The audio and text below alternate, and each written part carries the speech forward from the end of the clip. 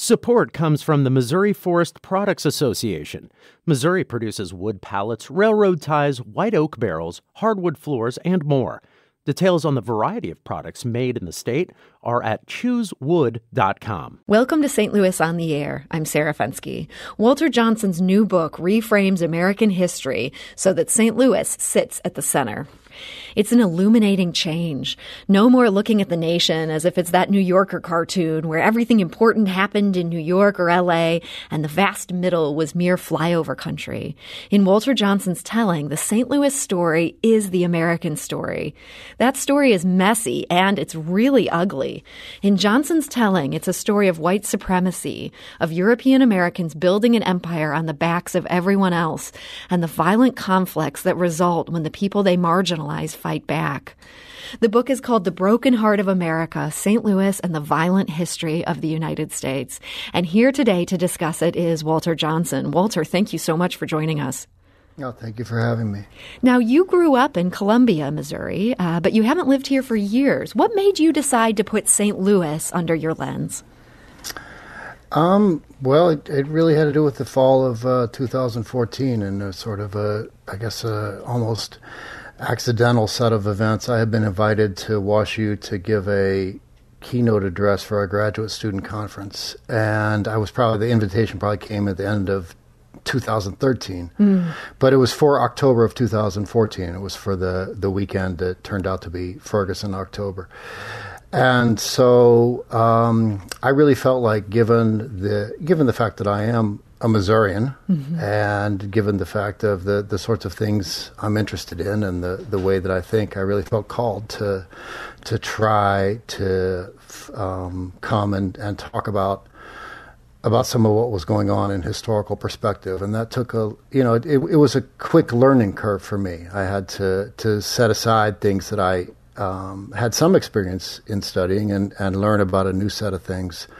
I started off that fall with a piece about the political economy of Ferguson and the political economy of tax abatement in the county and in the city, and particularly the question of Emerson Electric, a Fortune 500 company in the city limits of Ferguson, and a simple question, kind of a naive question, which is, how could it be that the city of Ferguson was farming poor black motorists for traffic tickets when there was a $26 billion a year corporation in the city limits? And so from there, I just sort of went backwards. I'm a 19th century historian, so I guess I went backwards to begin going forwards again.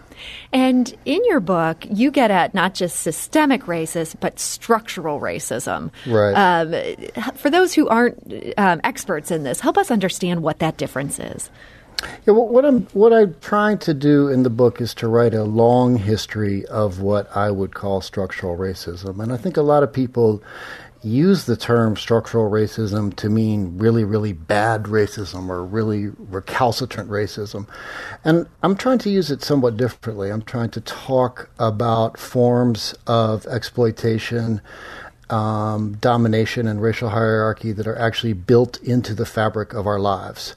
Like the interstate highway system, for instance, or the divide between the city and county, or the multiplicity of the municipalities.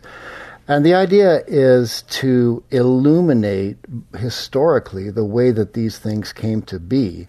And so to help us see, I was initially trying to help myself see how it is that attitudinal racism, believing that some groups of people are inferior to others, is structured into the landscape in a way that it produces a kind of an alibi, right? That at some point it becomes possible for racial hierarchy to go forward without anybody actually expressing any racist ideas because it's so structured into our daily lives.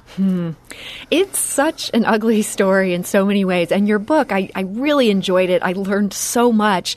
It also infuriated me at so many points. And at other points, I just felt so deeply depressed. Do you think any city would fare this badly under your microscope? Or do you think the St. Louis story really is uniquely and particularly dark?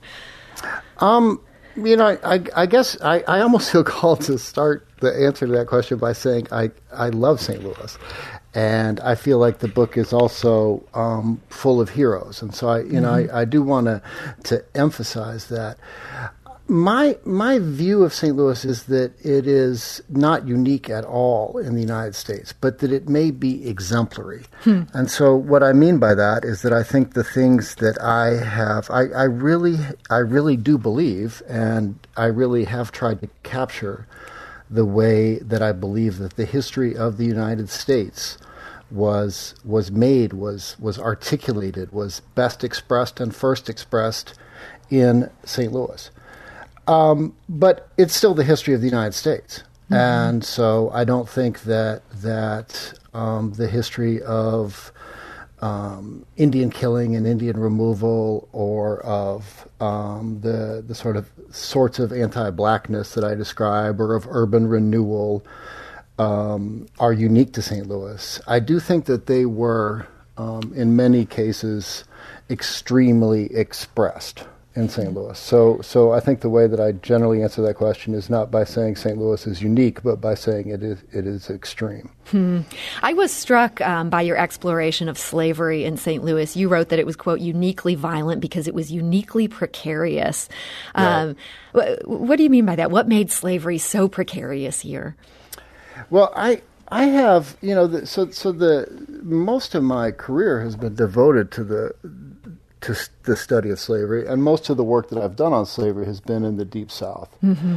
And one of the things that's struck me about slavery in the Deep South is that it is an economic institution and a racial institution and a social institution, but it's also a spatial institution. Mm-hmm. One of the things that is very, very terrifying about slavery in Mississippi or Louisiana to enslaved people is that it's very difficult to escape.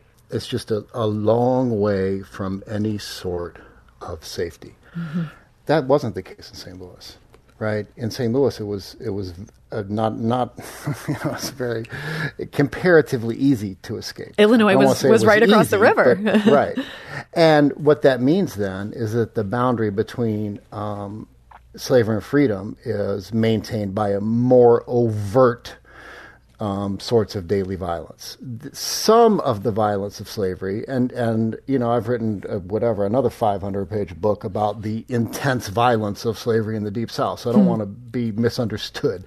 But some of that is expressed spatially through the landscape itself, and that's just not the case in St. Louis. The other thing is that there's a very, very unclear understanding in St. Louis, as there is in a lot of the urban South. It's just not clear who's free and who's enslaved at any given moment. There are a considerable number of free people of color in St. Louis in the 19th century. There are even more free people of color who work on riverboats going up and down the Mississippi to New Orleans, but also up the Missouri into Indian country. And so there's just a lot of uncertainty. And I think uncertainty in hierarchical and unstable political situations is often resolved through violence.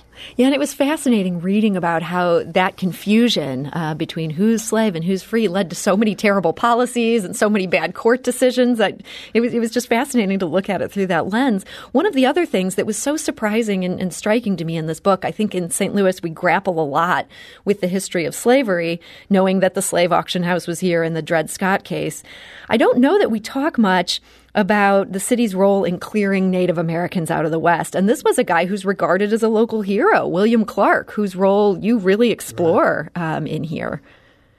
Yeah, I do think that, and I think the thing that struck me the most as I wrote the book was the connection between the history of empire and the history of anti-blackness. And that begins with St. Louis's role as an imperial city. And I, starting out, had no idea of the military importance of St. Louis in the 19th century. But Jefferson Barracks was the headquarters of the Western Department of the Army for most of the 19th century. And most of the Indian wars before the Civil War were staged out of Jefferson Barracks. And for a time, after the Civil War, William Tecumseh Sherman moved the entire headquarters of the U.S. Army to Jefferson Barracks.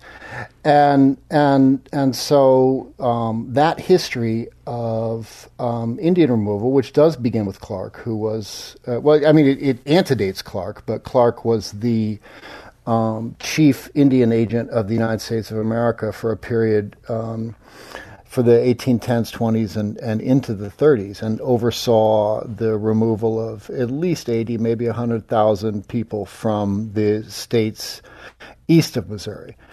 And then the Indian removal, only increased after that, and it became increasingly characterized by open war through the 1830s, really through the 1880s, and many of those wars were staged out of, as I said, out of Jefferson Barracks, and many of the people who became the heroes of the Civil War were Indian fighters before they were Civil War generals.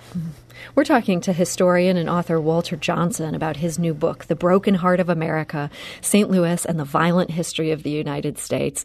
One of the other things in this book that was just eye-opening to me was learning about the World's Fair from the perspective that you brought to it. In the city of St. Louis, we may think of this as our moment in the sun. You see a lot of ugliness there and did a good job of explaining it. You call it a sanitized and idealized projection of the self-regarding fantasy life of the city's ruling class. Tell us what you mean by that.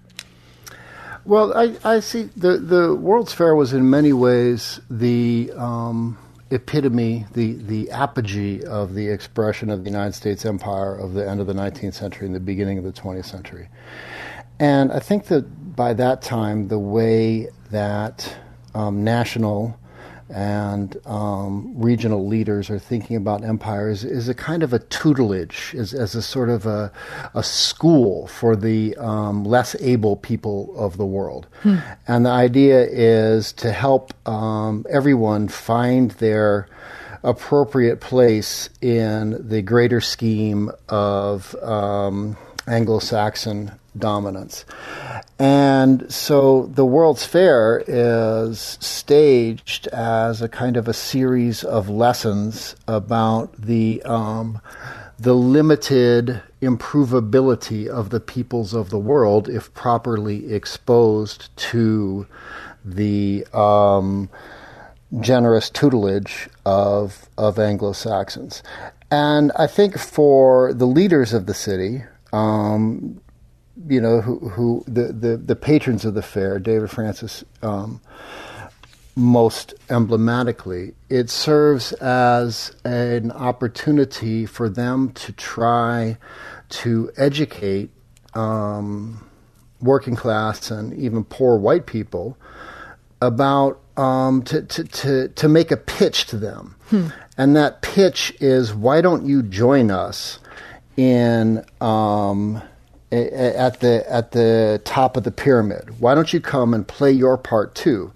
And we can help lift you above everyone in the world if you stop going on strike. If you stop creating all of this difficulty, if you stop thinking about the central antagonism in the society as being between capital and labor, and instead you think about the way that all of us here in Forest Park or St. Louis or the United States of America are at the top of the pyramid of civilization. Now, you mentioned these workers going on strike, and really, if there's light in all of this darkness that you're exposing in this book, you find it in some wonderful people who really pushed back. There's such a long history of dissent here.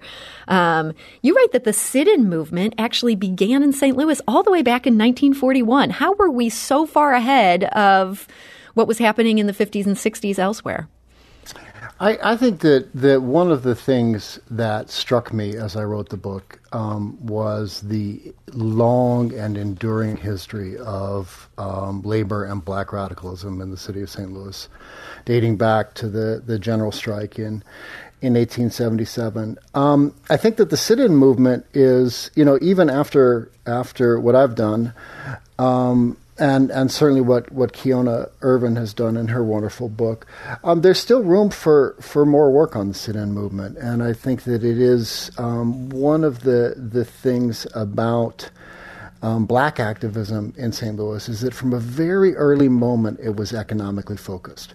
It was economically focused partly because African Americans could vote in St. Louis already, and so there was not the huge struggle around voting rights that there was in many other places in the nation. But it was also economically focused because there was a very large and enduring legacy left over from the economic actions taken by black women and communists in the 1930s. And so there were terrifically interesting alliances between black working people and the Communist Party in St. Louis in the 1930s. And I think that focus on economics, on employment, on fairness in access to different sorts of consumer goods, all of those things are very, very strong in St. Louis. I would say as strong as anywhere in the nation, and stronger than in many places. And I think that the sit-in movement is emblematic of that.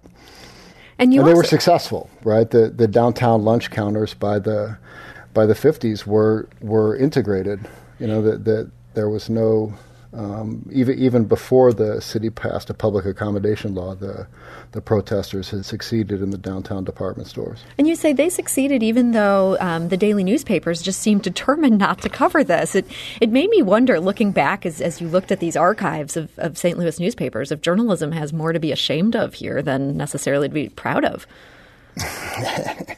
Well, I think that the St. Louis Globe Democrat had a long and proud history as a voice for the far right in the United States of America. I mean, you placed Pat Buchanan there writing editorials for them. Yeah, right. So, no, Pat Buchanan's editorials, and I do think that Buchanan sort of cut his intellectual teeth in St. Louis amongst, several other people on the right or far right. And so that's another part of the history that's a part of the history that I had in some way known just from growing up in Missouri and hearing some of, just hearing my parents talk about the John Birch Society or the Globe Democrat or Buchanan, that I had some kind of knowledge of that I had forgotten from my childhood. But it was really interesting to uncover the importance of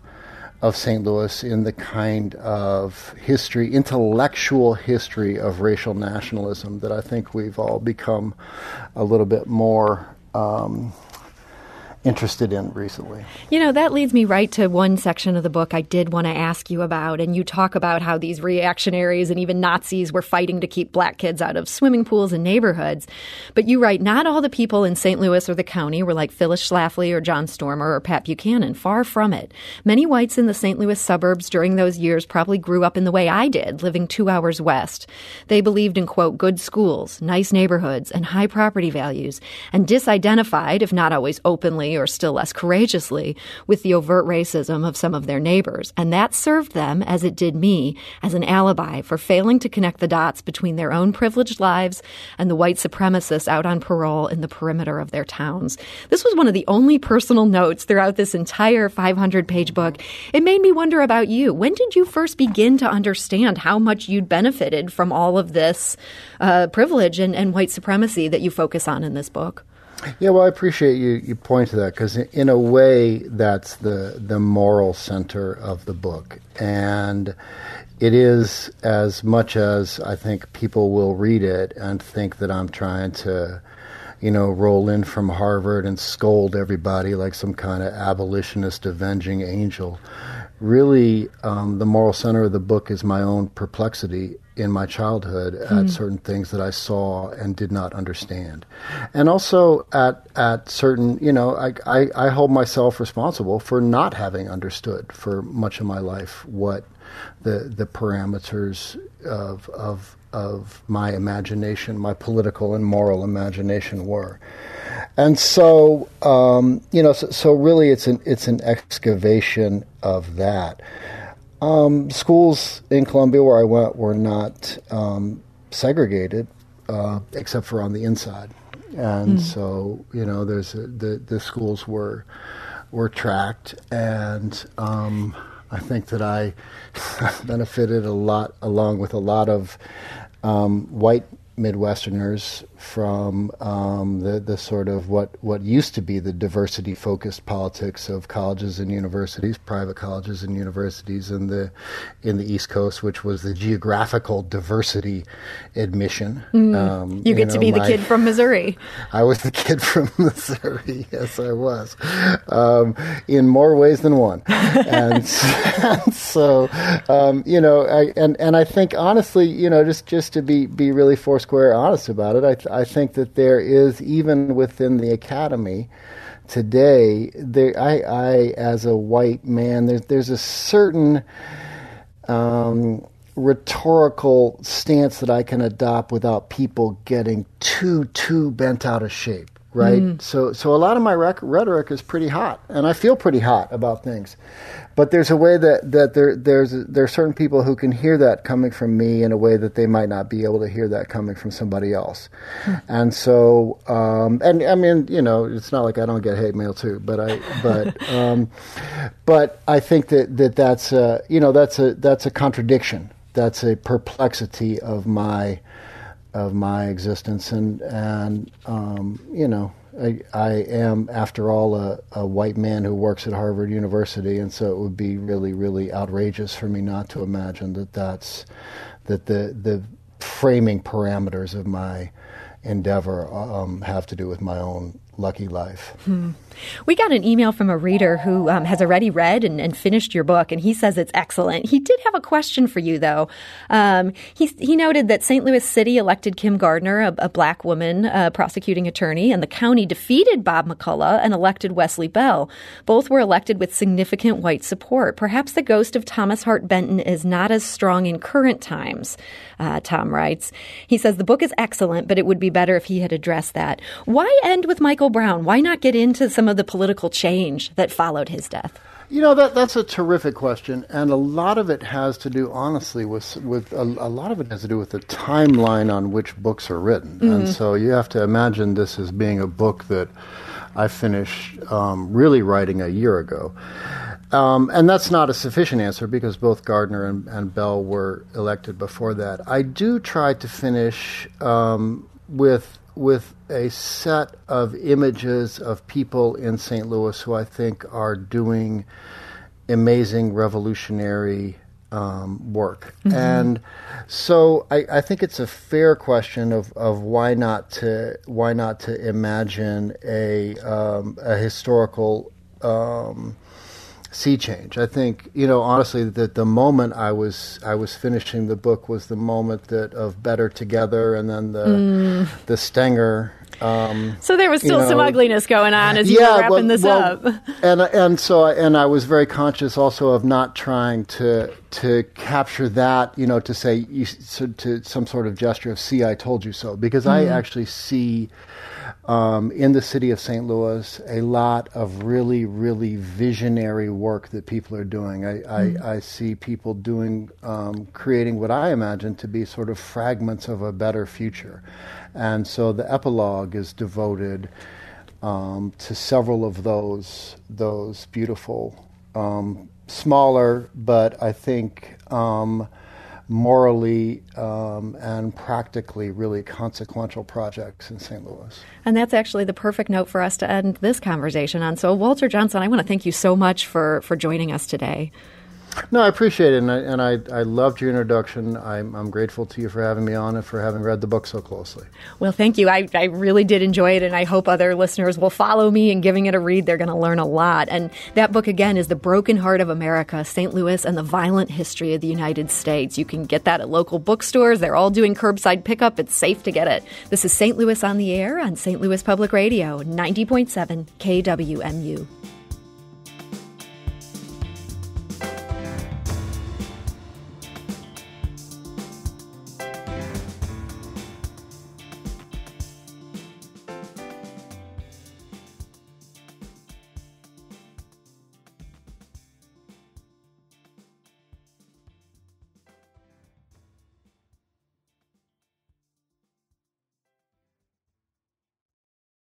Support comes from the Missouri Forest Products Association, committed to conservation and careful management of the state's forests to make them more resilient and better habitats for wildlife. ChooseWood.com.